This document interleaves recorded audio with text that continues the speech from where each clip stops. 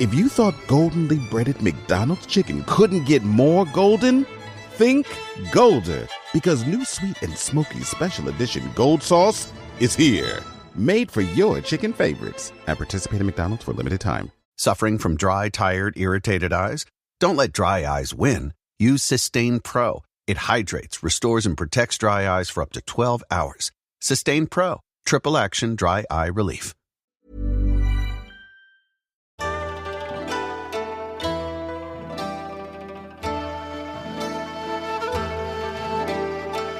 Welcome to Lit Reading.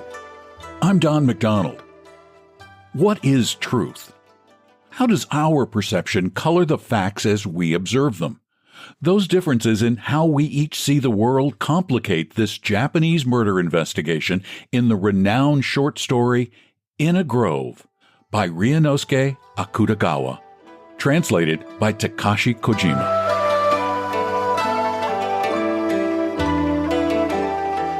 The testimony of the woodcutter questioned by a high police commissioner.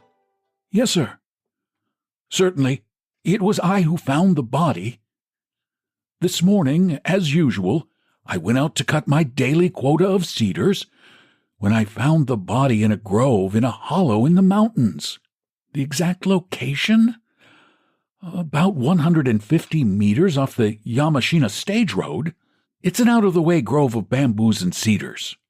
The body was lying flat on its back, dressed in a bluish silk kimono and a wrinkled headdress of the Kyoto style.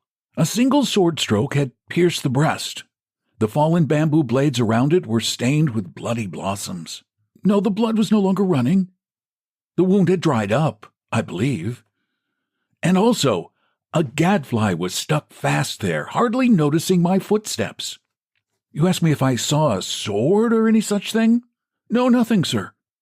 I found only a rope at the root of a cedar nearby, and, well, in addition to a rope, I found a comb.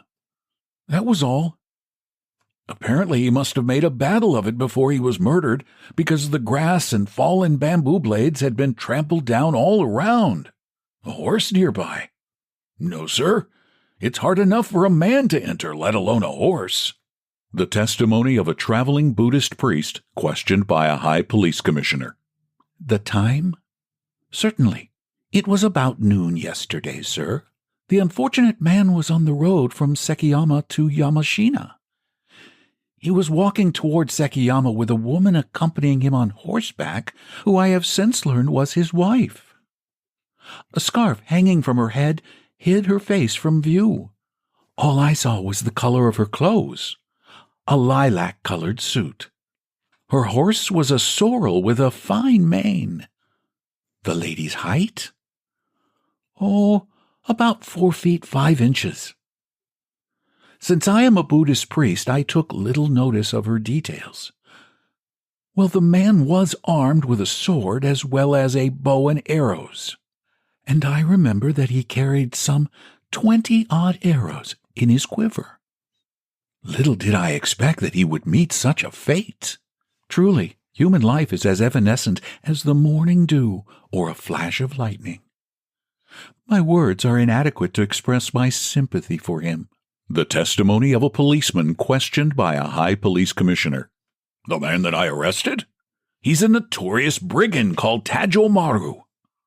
When I arrested him, he had fallen off his horse. He was groaning on the bridge at Wataguchi. The time? It was in the early hours of last night. For the record, I might say that the other day I tried to arrest him, but unfortunately he escaped. He was wearing a dark blue silk kimono and a large plain sword. And, as you see, he got a bow and arrows somewhere. You say this bow and these arrows look like the ones owned by the dead man? Then Tajumaro must be the murderer. The bow wound with leather straps, the black lacquered quiver, the 17 arrows with hawk feathers, all these were in his possession, I believe. Yes, sir. The horse is, as you say, a sorrel with a fine mane. A little beyond the stone bridge, I found the horse grazing by the roadside, with his long rein dangling. Surely there is some providence in having been thrown by the horse. Of all the robbers prowling around Kyoto, This Tajomaro has given the most grief to the women in town. Last autumn, a wife who came to the mountain back of the Pandora of the Toribi Temple, presumably to pay a visit, was murdered, along with a girl.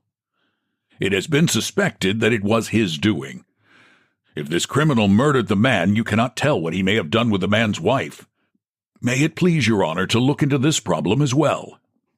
The testimony of an old woman questioned by a high police commissioner. Yes, sir. That corpse is the man who married my daughter. He does not come from Kyoto. He was a samurai in the town of Kokufu, in the province of Wakasa. His name was Kanazawa no Takehiko, and his age was 26. He was of a gentle disposition, so I am sure he did nothing to provoke the anger of others. My daughter? Her name is Masago, and her age is 19. She is a spirited, fun-loving girl, but I am sure she has never known any man except Takehiko. She has a small, oval, dark-complected face with a mole at the corner of her left eye. Yesterday, Takehiko left for Wakasa with my daughter. What bad luck it is that things should have come to such a sad end. What has become of my daughter? I am resigned to giving up my son-in-law as lost, but the fate of my daughter worries me sick. For heaven's sake, leave no stone unturned to find her. I hate that Robert Tajumaru, or whatever his name is. Not only my son-in-law, but my daughter. Her later words were drowned in tears. Tajomaru's confession. I killed him, but not her. Where's she gone? I can't tell. Oh, wait a minute. No torture can make me confess what I don't know. Now things have come to such a head, I won't keep anything from you. Yesterday, a little past noon, I met that couple. Just then a puff of wind blew and raised her hanging scarf so that I caught a glimpse of her face. Instantly, it was again covered from my view. That may have been one reason. She looked like Bodhisattva. At that moment, I made up my mind to capture her, even if I had to kill her man. Why? Killing isn't a matter of such great consequence as you might think. When a woman is captured, her man has to be killed anyway. In killing, I use the sword I wear at my side. Am I the only one who kills people?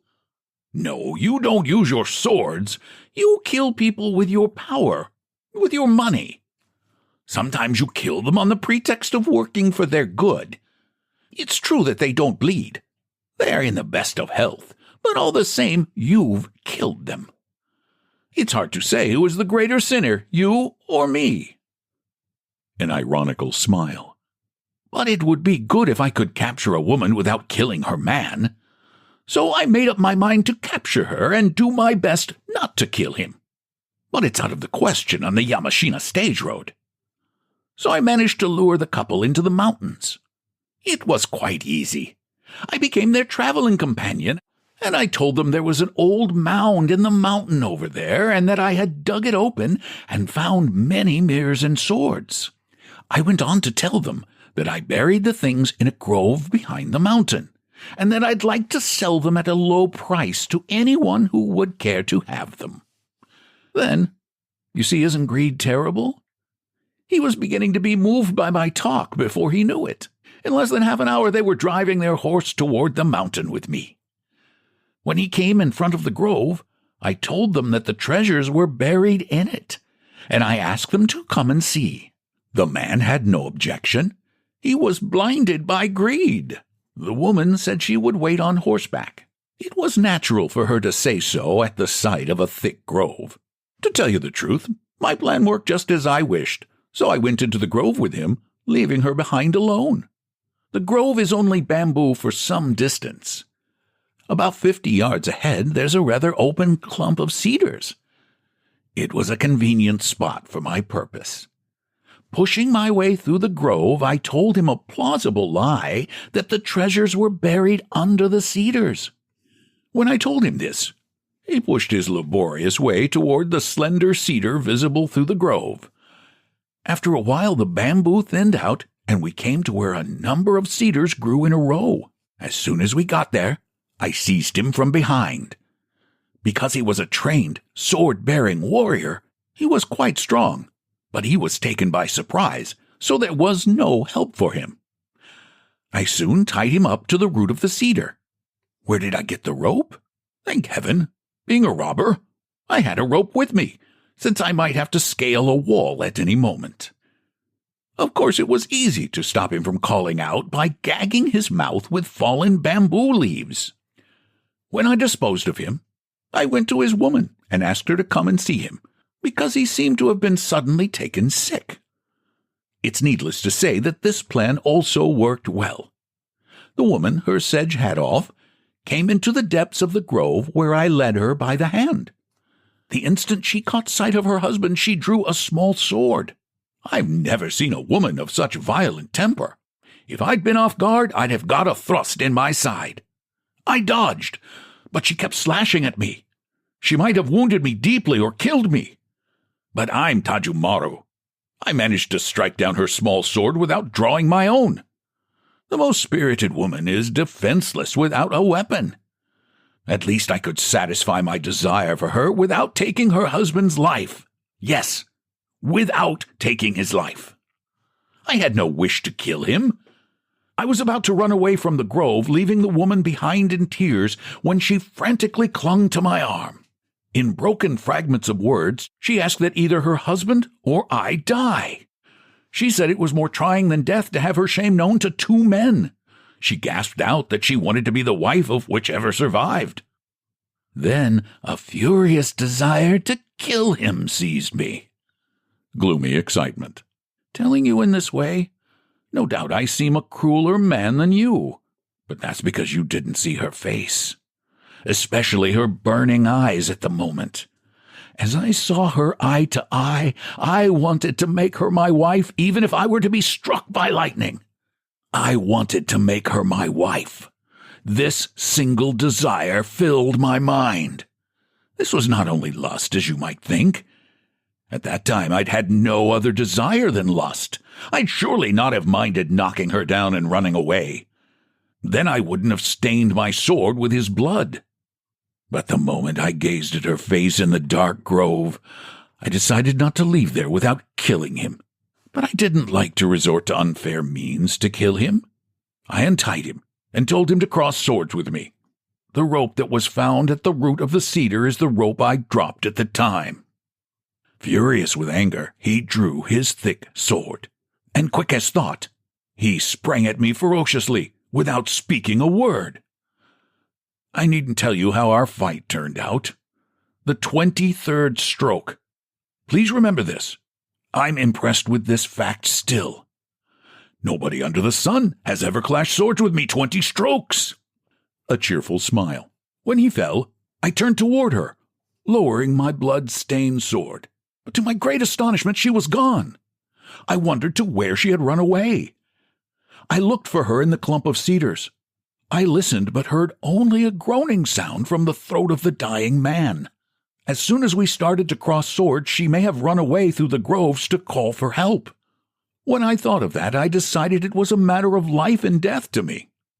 So, robbing him of his sword and bow and arrows, I ran out to the mountain road. There I found her horse still grazing quietly.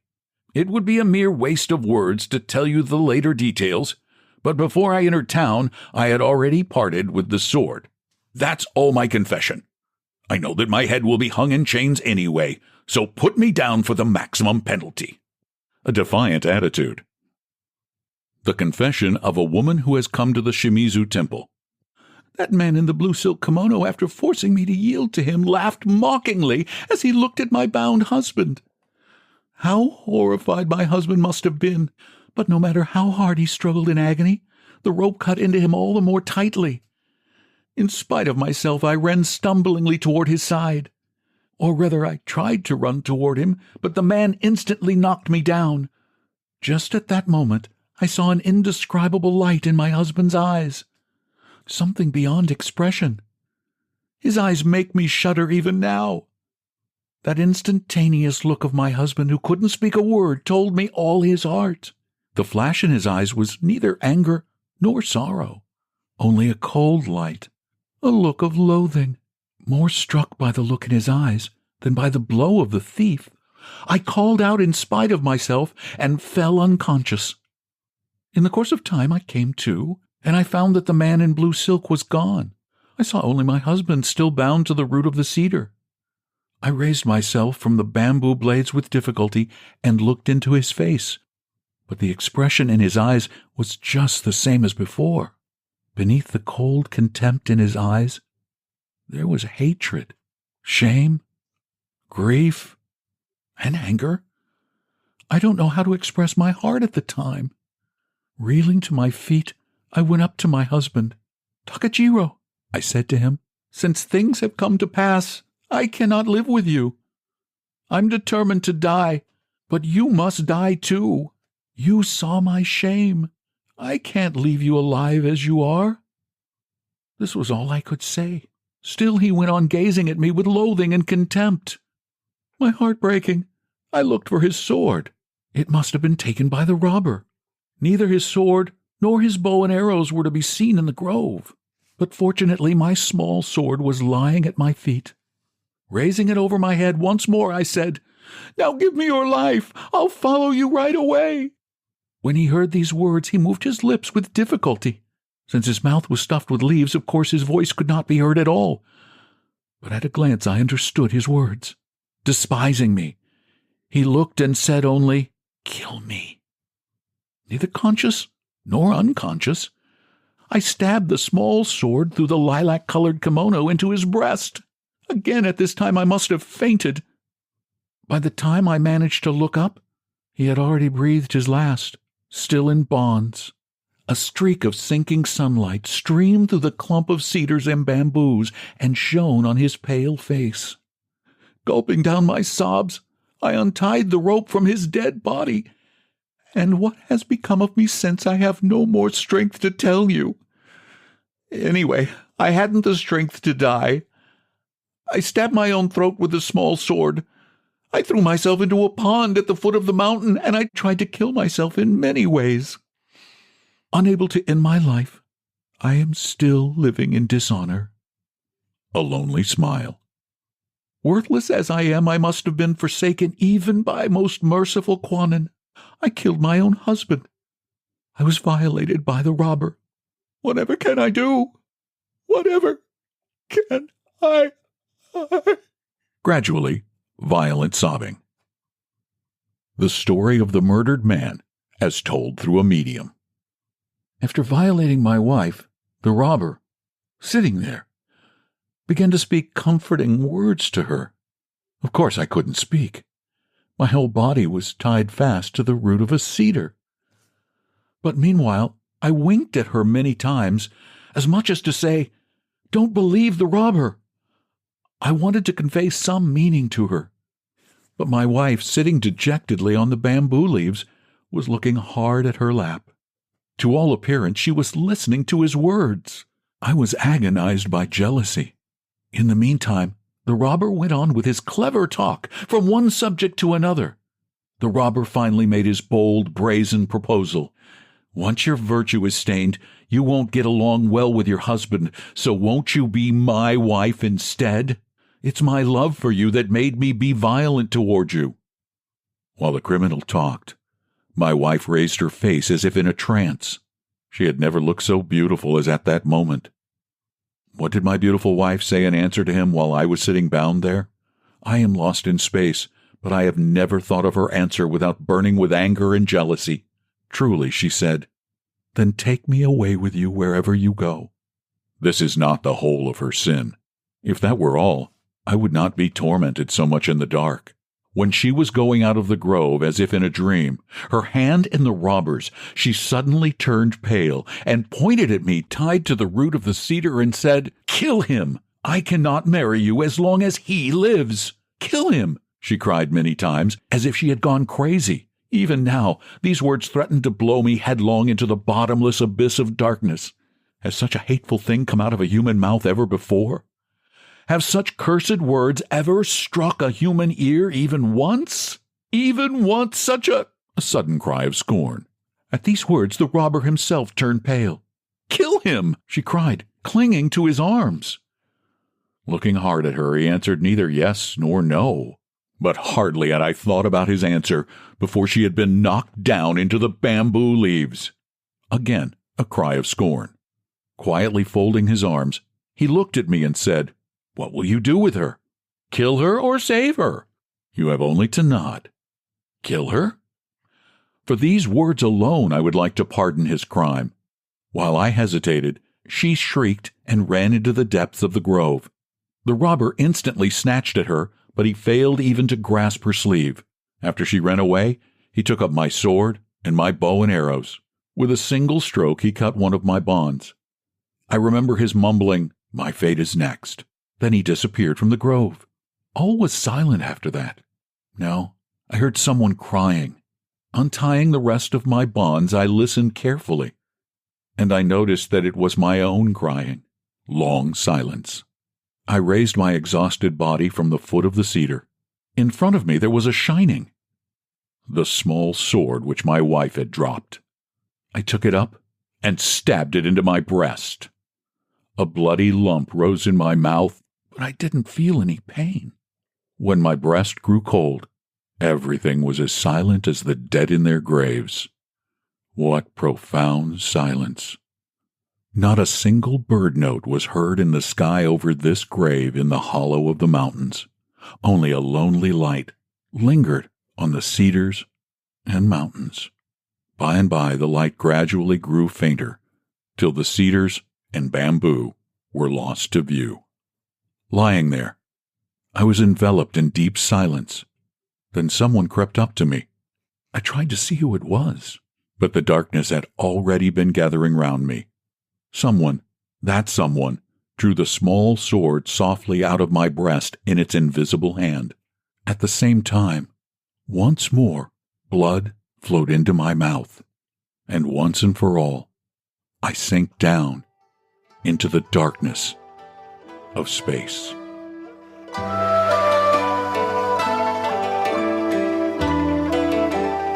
This profound and popular modernist fable has echoed around the world for almost a century. This 1929 short story was the inspiration for the critically acclaimed 1950 Japanese film Rashomon.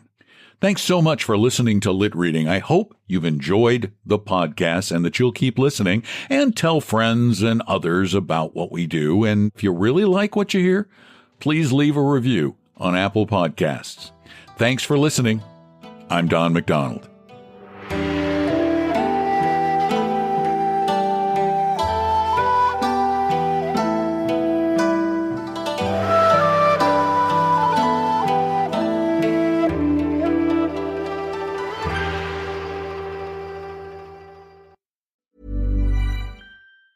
It's James and Fuhad from Shits and Gigs podcast, and we're here to talk about Boost Mobile. Offering reliable nationwide coverage backed by a 30-day money-back guarantee. Love your service or get your money back. No questions asked. Bruv, you know how it goes. Obviously, I'm on one provider, you're on another provider. Yes, sir. Sometimes I have good signal, you have bad signal, you have bad signal, I have good signal, Yeah. and I get stressed and I think, shall I change? Is it worth changing? Is it going to make it better? I don't know. I've been with my provider for a long time. Same. It's anxiety-inducing and I don't want the hassle. Well, guys and girls, here's the twist. Boost Mobile gives you the same nationwide coverage and network speeds that you're already used to for way less money. That's right. Boost Mobile gives you unlimited plans starting at just $25 a month. No price hikes, no contracts, no multi-line faff.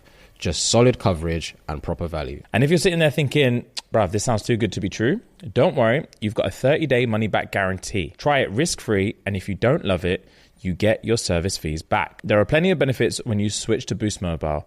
Together with their roaming partners, Boost Mobile covers 99% of the US population. 5G speeds not available in all areas. So, whether you're scrolling, streaming, or just lost in a group chat, you're covered. Bottom line, Boost Mobile gives you the freedom to save money without sacrificing coverage, and no one's locking you into anything. Visit your nearest Boost Mobile store or find them online at boostmobile.com. That's boostmobile.com. Reliable service, proper coverage, and no stress. Across America, healthcare teams are managing complex demands. At Siemens Healthineers, we're here to help. With more than 17,000 U.S. team members, we're pioneering breakthroughs in medical imaging, therapy, and laboratory diagnostics, giving healthcare teams the tools to deliver smarter, faster, more precise care. Because when the right technology meets the right moment, diagnoses are clearer, treatments more effective, and lives can truly change. For us, it's more than innovation. It's a promise built for generations. Siemens Healthineers.